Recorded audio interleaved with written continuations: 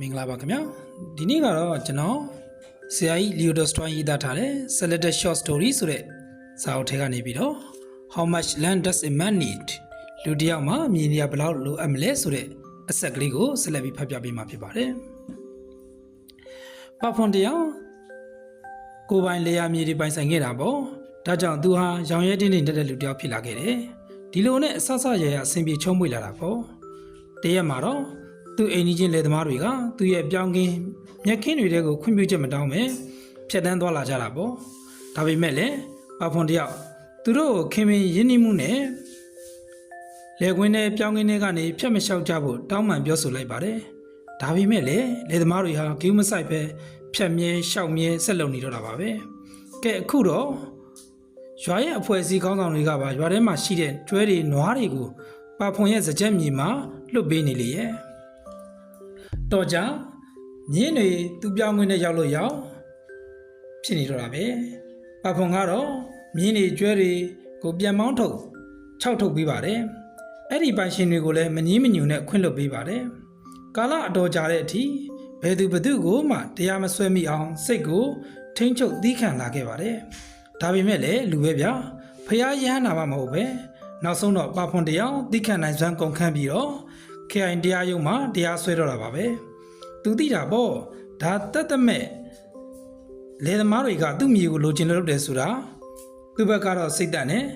ဒီလူတွေကိုနစ်နာစေချင်လို့တရားစွဲတာတော့မဟုတ်ဘူးဒါကိုငါလစ်လူရှုလို့တော့မရဘူးဒီလူတွေကိုသီးခံနိုင်ငါကောင်းအောင်တက်နေမဲ့လူတွေကြီးပဲငါမှရှိသမျှအကုန်ဖြတ်စည်းကြလိမ့်မယ်ဒီလိုလူသားတွေကိုပညာပေးမှရလိမ့်မယ်လို့သူကတွေးတော့တာပေါ့ဒီလိုနဲ့ပဖွန်တယောက်လေသမားအချုပ်ကိုဒဏ်တက်တော့တာပါပဲသူပြောင်းကင်းလေကင်းတွေကိုကျွဲတွေနွားတွေဝင်လာတဲ့အခါမျိုးတွေမှာပေါ့တစ်ချိန်တစ်ခါလောက်ဒဏ်တက်ခံရတဲ့လေသမားတွေကလည်းဒီလိုဒဏ်တက်တာကိုကလသားချေဖို့စောင့်ဆိုင်နေကြပါတယ်အခါအားလျော်စွာပဲကျွဲတွေနွားတွေကိုတမင်သက်သက်ရွေချက်ရှိရှိကိုပဖွန်ရဲ့လေကင်းမြက်ခင်းတွေကိုမောင်းထဲတော့တာပါပဲညာကြီးအချိန်မတော်ပဖွန်ရဲ့တံမြာချန်ထဲမှာလေသမားတယောက်ကရောက်လာပြီးတော့တံမြာပင်9ပင်ကိုခုတ်လဲပြီးတဲ့အခါအခောက်ကိုနွားယူသွားတယ်တရက်မှာပဖွန်တယောက်ခြံဝင်းထဲကိုဖျက်လျှောက်သွားရင်ဖွေးနဲ့အရာတစ်ခုကိုတွေ့ခဲ့တယ်မသိမကွဲဖြစ်နေတာနဲ့အနီးကပ်သွားကြည့်လိုက်တော့တံမြာပင်တွေခုတ်လဲထားတာကိုတွေ့တယ်အပင်တွေကိုဆွဲထားတဲ့အစင်းကြောင်းတွေကလည်းမြေကြီးပေါ်မှာထင်းနေရောလေပဖွန်တယောက်ဒေါသပုံထားတော့တာပါပဲအခောက်လိုချင်တာတပင်လောက်ခုတ်ရင်ရရောပေါ့အခုတော့ကြည့်ပါအောင်လှုပ်ရက်လိုက်တာငါသိခံကြသမျှအလက်ကပဲဒါတွေအကုန်လုံးသဲရည်သွင်းမယ်ဒီကလီကဝါကောင်တွေကိုငါခြံထဲက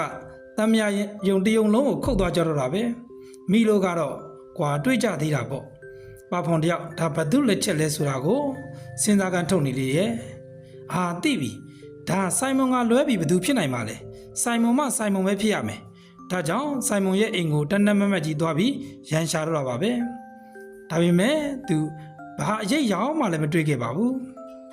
စကားများအချင်းများမိတ်ပြည့်ယုံကလွဲလို့ပေါ့ဒါပေမဲ့ပဖွန်စိတ်ထဲမှာဒီဆိုင်မွန်ပဲဖြစ်ရမယ်လို့ခံစားနေရတယ်ဒါကြောင့်ဆိုင်မွန်ကိုတရားစွဲတော့တာပါပဲဆိုင်မွန်ကတော့တရားရုံးကနေစင့်ခေါ်ခံရတယ်ဒီလိုနဲ့အမှုရင်ဆိုင်ရတာပေါ့ရက်ချင်းပေးလိုက်နောက်တစ်ခေါက်အမှုရင်ဆိုင်လိုက်နောက်ဆုံးတော့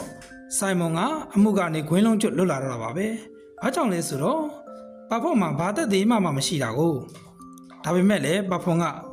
ပို့ပြီးရန်လို့လာတယ်သူဒေါသအတ္တတွေကရွာလူကြီးနဲ့တရားသူကြီးတွေပေါ်ရောက်သွားရောကလားမနိုင်ရခိုင်တုဆိုသလိုပဲပေါ့ခမရတို့တခိုးလက်ထိုးတာကိုယူကြတယ်ပေါ့လေကိုယူသားမှန်ကန်တဲ့သူလိုယုံကြည်တယ်ဆိုရင်ဒီလိုတခိုးမျိုးကိုလွတ်မပေးသင့်ဘူးဒါကြောင့်ပဖွန်တယောက်တရားသူကြီးရက်ွက်လူကြီးနဲ့အင်းနာချင်းလေသမားတွေနဲ့ရန်ဖြစ်တော့တာပါပဲ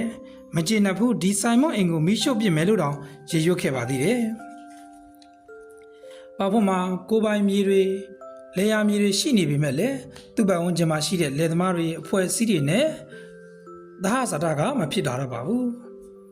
ရွာထဲကတောင်သူလယ်သမားတော်တော်များများလည်းတခြားနယ်မြေကိုပြောင်းရွှေ့နေတယ်ဆိုတဲ့သတင်းသက်ချက်တက်လေးသူကြားခဲ့တာပေါ့တရွာမပြောင်းသူကောင်းမဖြစ်ဆိုတဲ့စကားပုံလည်းရှိတယ်မို့လားဒါပေမဲ့ပဖွန်ကတော့ငါကတော့ဒီမြေဒီရေကိုစွန့်ခွာပြီးတော့မသွားနိုင်ဘူးသူတို့သွားခြင်းသွားပါစေသူတို့သွားလေပိုကောင်းလေပေါ့ငါတို့လဲမြေနေရာတွေတောင်ပိုတောင်ကျယ်ဝန်းလာအောင်မယ်ငါတို့လဲမြေတွေကိုငါကိုယ်ပိုင်လဲမြေအဖြစ်ချက်ထွင်မယ် ဝယ်ယူမယ်ဒီလိုတွေးပြီးတော့ပါဖွန်တယောက်ပျော်ရွှင်နေလေရဲ့အသက်ရှူတောင်ပိုးချောင်းမှာပေါ့တညနေမှာတော့ပါဖွန်တယောက်အိမ်ရှိကကိုပြစ်မှာထိုင်းနေရင်နဲ့ခီးသွားတယောက်ဝင်လာတာကိုတွေးရတာပေါ့သူကတညလောက်တဲပြရပါစေလို့ခွင့်ပြောလို့မို့သူခွင့်ပြုပေးလိုက်ပါတယ်ဧည့်သည်ကိုညစာလေးပါလေးတဲခင်းရင်းနဲ့စကားစမီပြောဖြစ်ကြတာပေါ့ဒါနဲ့ခမရကဘယ်နေကလဲဘာအလုပ်လုပ်တယ်လဲလို့သူကမေးလိုက်တာပေါ့ဧည့်သည်ကလည်းသူဟာတောင်သူလယ်သမားတယောက်ဖြစ်တဲ့အကြောင်းအခုလက်ရှိမှာတော့အလုပ်သူလုပ်နေတဲ့ဘော်ကာရွာရဲ့တခြားခလန်းလန်းမှာရှိတဲ့ရွာလေးကနေပြီးတော့သူလာတယ်ဆိုတဲ့အကြောင်းသိကြတယ်မို့လားဗျာတယောက်စကားတယောက်နားဆိုသလို